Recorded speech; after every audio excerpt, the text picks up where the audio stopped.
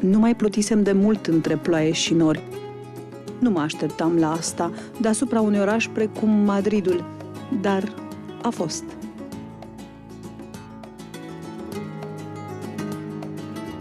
Orașul însă era fierbinte și uscat și foarte populat pentru o zi oarecare.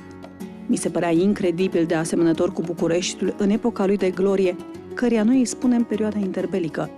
România era regat, iar Bucureștiul îi era capitală. Acum mă plimb prin capitala unui alt regat care a supraviețuit ultimului război mondial. În trecut se spunea că Europa se întinde până la Pirinei. Această afirmație astăzi nu mai este valabilă, însă un singur lucru este cert. Dincolo de Pirinei se află o altfel de țară.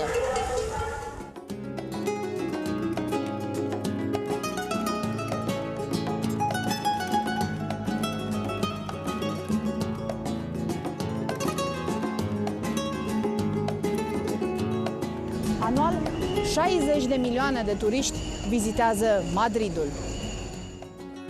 Familiar, am străbătut o istorie comună și ne-am desprins ca să ne întoarcem iarăși la tinerețea modernă și istorică în același timp, ca să constatăm că există un tipar căruia noi ne putem sustrage. Bueno, pues el porqué del oso y el madroño es el símbolo de Madrid.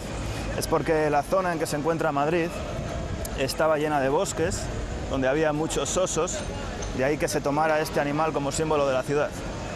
Por lo tanto, hoy podemos ver el oso y el madroño, que era un árbol también típico de esta zona, como símbolo de Madrid.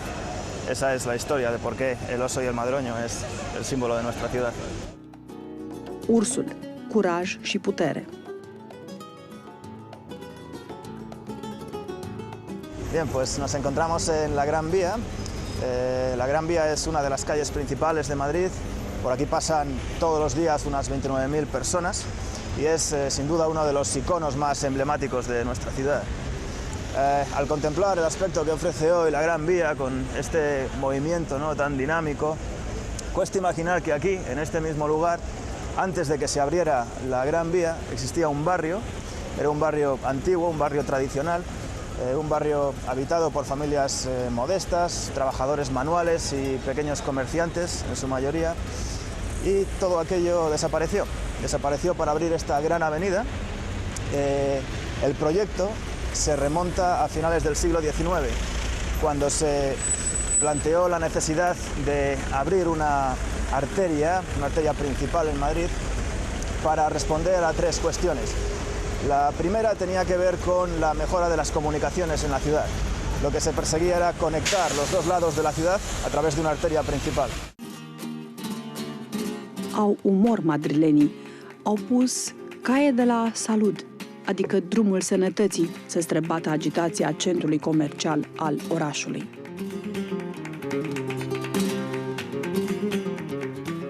El segundo motivo para la construcción de la Gran Vía tiene que ver con la higiene.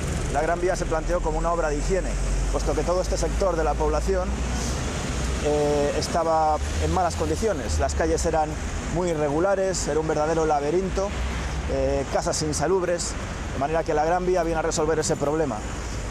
Y por último, la Gran Vía se presenta como un proyecto de modernización. Se perseguía construir una gran avenida con edificios majestuosos, similar a lo que había en París o en Londres en aquella época.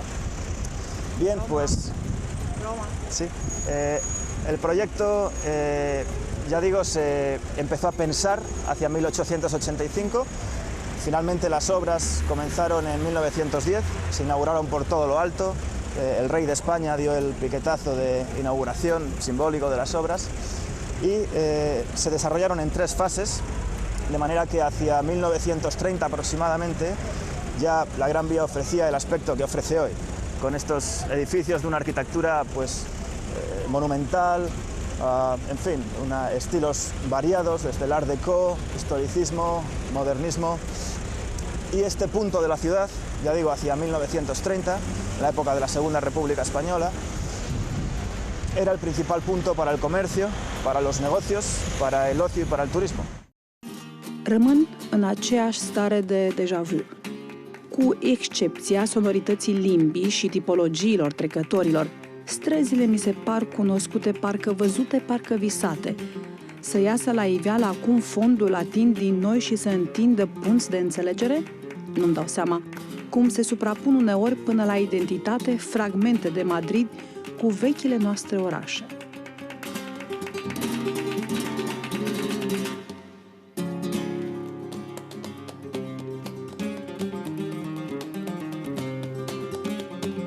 Caie de Tetuan ne spune că ne aflăm în centrul Madridului și că tot în centru se află și Biserica Ortodoxă. Asta pentru că sunt româncă.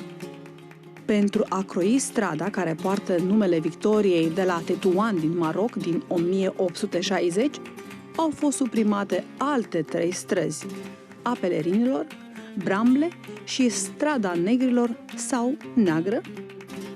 E 12, miez de zi și e liniște în partea aceasta de oraș și pot să-mi aduc aminte că pe strada Tetuan la numărul 4 s-a născut pictorul cubist Juan Cris și că în taverna Casa Alhambra, tot de pe aceeași stradă, a fost întemeiat Partidul Social Muncitoresc. Era 2 mai 1879. Nu ați auzit despre vreun muzeu al șuncii? Acum îl vedeți.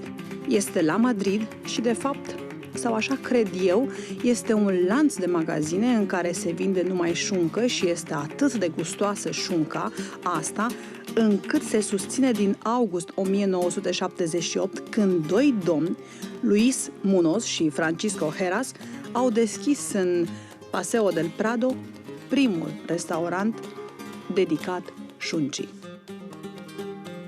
¿Qué quieres que les invite? Les invito a nuestros amigos a que visiten España, visiten Madrid, nos visiten a nosotros como Museo del Jamón.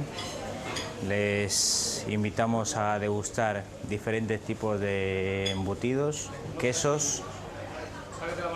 y refrescaros con una rica cerveza, un buen vino y un buen jamón en el Museo del Jamón. Fiecare te invită și vor să guști din produsul lor. Un lucru plăcut aici la Madrid.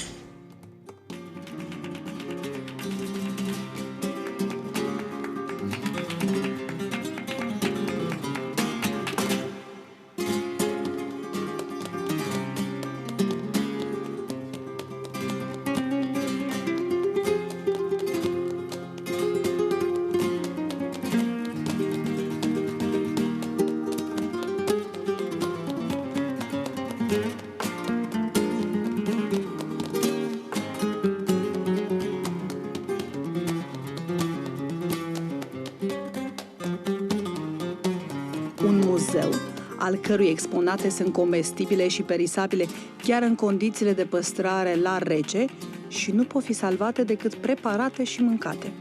Ce mai rămâne?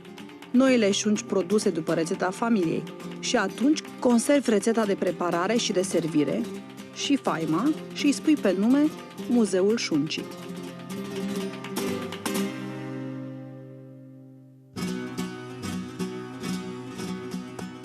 În 1834-1903 sunt capetele intervalului de viață ale lui Gaspar Núñez de Larcía, poet, dramaturg și om politic spaniol.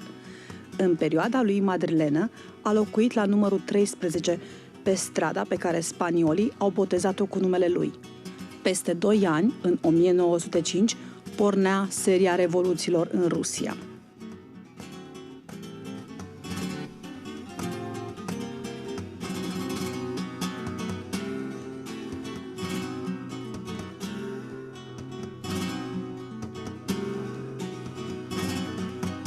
Romantismul a adus madrilenilor în centrul marilor intersecții, pe zidurile și în sălile numeroaselor sale palate, zei și zeițe ale Greciei antice și ale Romei imperiale. Era expresia mândriei de a arăta că sunt urmașii marilor creatori de cultură și artă. Și sunt. În țara absolutismului religios, filozofia, logica și matematica au sfidat condamnarea la moarte a științelor și a artelor și a oamenilor purtători de cunoaștere. S-au obișnuit. Erau aici când s-au născut. Erau aici când bonele sau mamele sau frații și surorile mai mari îi scoteau la plimbare. Nu mai reacționează la semne, aș zice chiar la strigătele disperate ale sufletelor care plutesc între limbi.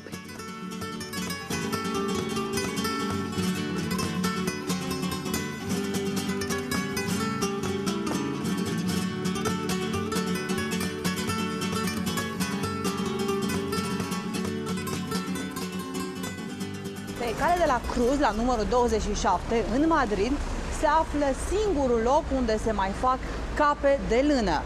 Pablo Picasso a ținut cu orice preț să fie înmormântat cu ea. Merg să aflu tradiția și istoria acestei cape. Romanii o numeau pluvial, adică haina de ploaie sau capa. O poartă orice soldat, ofițer, comandant de armată sau împărat. Deosebirea era de calitate și de culoare. Mai târziu, capătă semnificații deosebite pe măsură ce a intrat în componența diverselor costume care i-au deturnat folosirea și forma.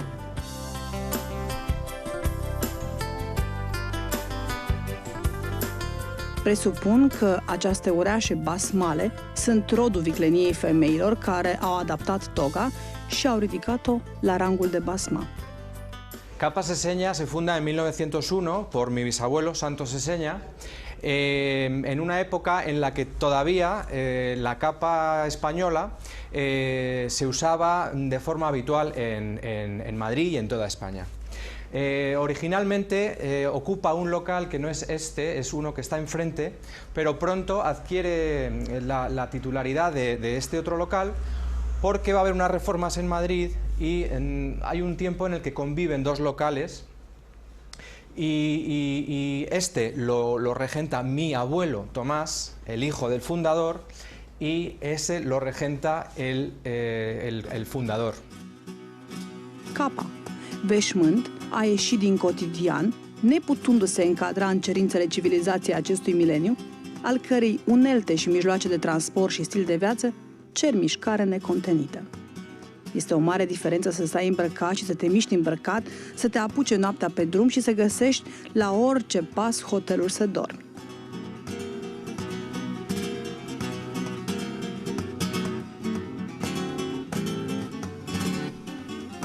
La capa ha sido usada habitualmente hasta casi principios del siglo XX.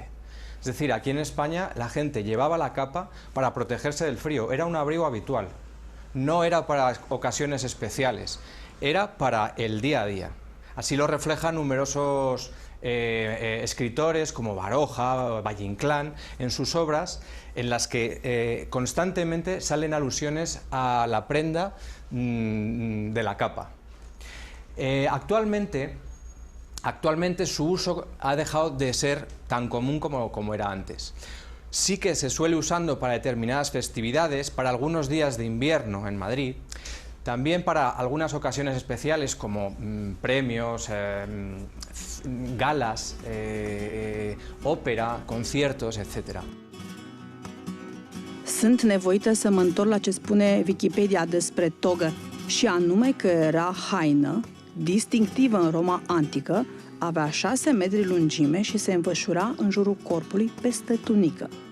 Numai cetățenilor romani, bărbaților li se permitea să poarte toga.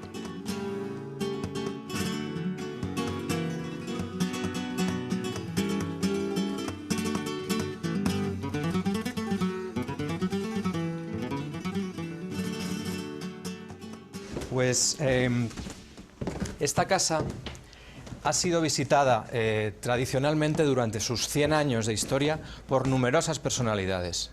Numerosas personalidades, algunas de ellas las tenemos representadas en este pequeño museo aquí expuesto. Recientemente estuvo presente el embajador de Estados Unidos. Vino con una amiga y se compró una capa aquí. También estuvo el actor que hace menos que ha estado, es Pierce Brosnan, el mítico James Bond. Y bueno, a lo largo de la historia tenemos numerosas anécdotas. Hillary Clinton también se compró una capa en su visita a España cuando Bill Clinton era presidente. numerosas personalidades del panorama cultural y artístico español, como un famoso actor, Paco Raval, el escritor Valle Inclán, el escritor Pío Baroja, el Nobel de Literatura Camilo José Cela. Bueno, aquí están también representados el fundador, que es mi bisabuelo, y mi abuelo, Santos y Tomás, y mi padre, que fue portada en el Frankfurter Allgemeine en el año 92.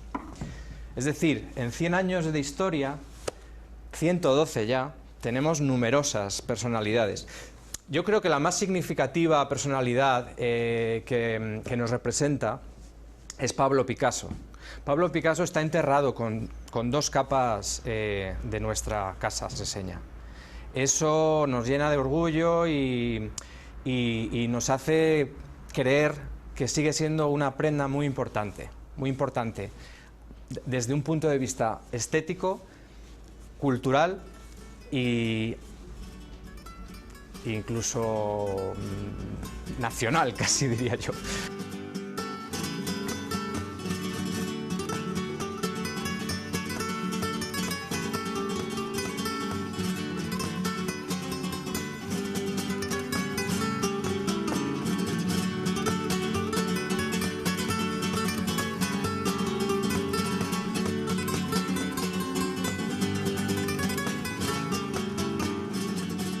Uno de los crímenes más sonados y que más aparecieron en la prensa y en las novelas de la época se produjo muy cerca de aquí, en la calle de Fuencarral.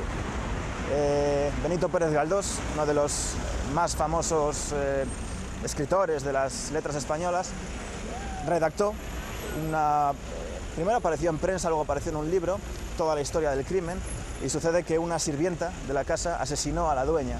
Eso dio lugar a que todo el barrio se escandalizara, toda la prensa siguiera el juicio, se convirtiera en un fenómeno de masas. Un timp întors în trecut pentru mine și un timp dilatat într-o unitate care cuprinde secolele. Să fii același atâta vreme și să fii interesat cel puțin pentru valurile de generații care s-au succedat până acum este fermecător și tulburător în același timp. Un timp în timp.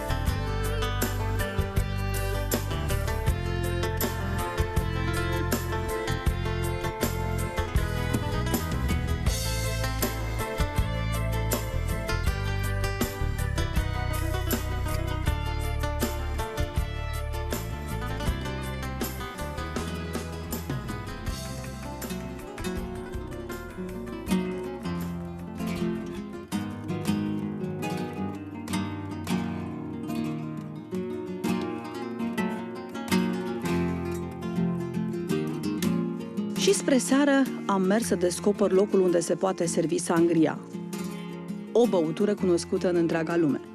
Aici, în centrul orașului, opresc turiști și oameni pe care îi cunoști din carte sau din filme.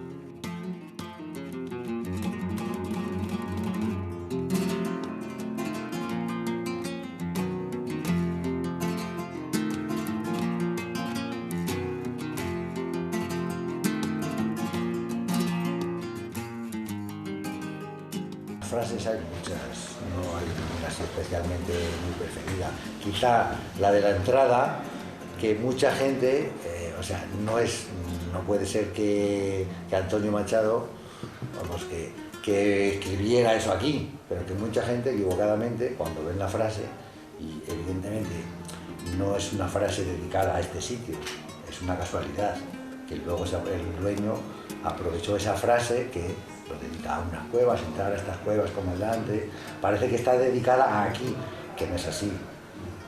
Él se aprovechó de esa frase para ponerla, como si fuera dedicada a este local, pero que mucha gente piensa que Antonio Machado la escribió para nosotros, que no es verdad.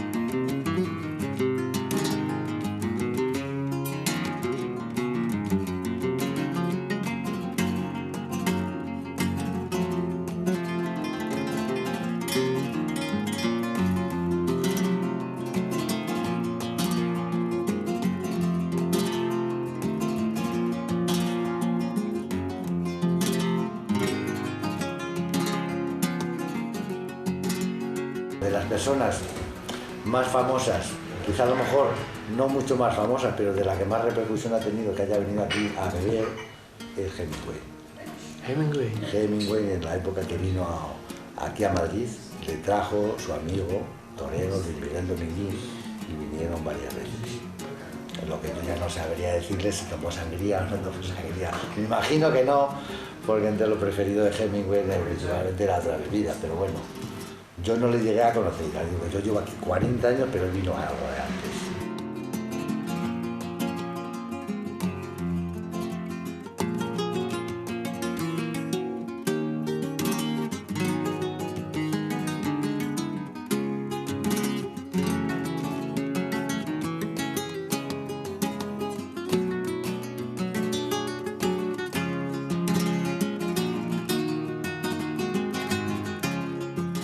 Acesta a fost Madridul.